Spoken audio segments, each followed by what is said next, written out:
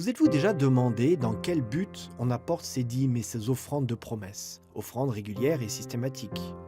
Serait-il exact de dire que le principal but des dîmes et des offrandes de promesses est l'avancement de la mission de l'Église?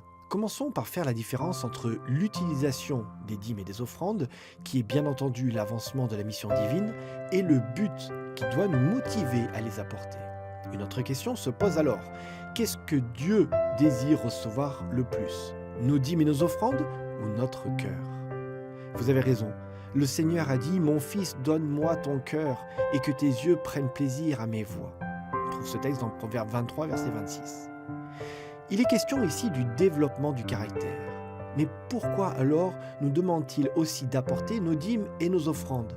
La vérité est que notre cœur suit toujours nos ressources. C'est pourquoi Jésus a dit: Là où est ton trésor, là aussi sera ton cœur, dans Matthieu 6, verset 21. Ellen White l'a exprimé d'une autre manière. Il m'a été montré que ce système de dîmes développerait le caractère et révélerait le véritable état du cœur. Apporter nos dîmes et nos offrandes vise à développer notre caractère et à révéler ce qui dirige vraiment notre cœur. Les dîmes et les offrandes servent à l'avancement de la cause divine, mais leur but est le développement de notre caractère. De sorte que lorsque nous parlons de fidélité à l'Église ou à nos enfants, nous ne devons pas penser seulement que la cause divine a besoin de ressources et que la mission doit avancer et que par conséquent nous devons être fidèles.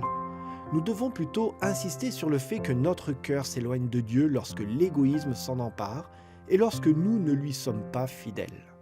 Ce que nous apportons régulièrement, selon nos revenus ou augmentation de revenus, n'exerce peut-être pas d'impact important sur la mission de l'Église. Mais c'est, sans aucun doute, révélateur aux yeux des êtres spirituels des deux côtés de la grande controverse, du côté où sont placées nos affections. C'est une expérience transformatrice. En apportant vos dîmes et vos offrandes de promesses, demandez à Dieu un cœur nouveau, plein d'affection, qui soit placé sur les choses d'en haut, sur les réalités éternelles. Puissions-nous mettre nos désirs à la dernière place et Dieu à la première.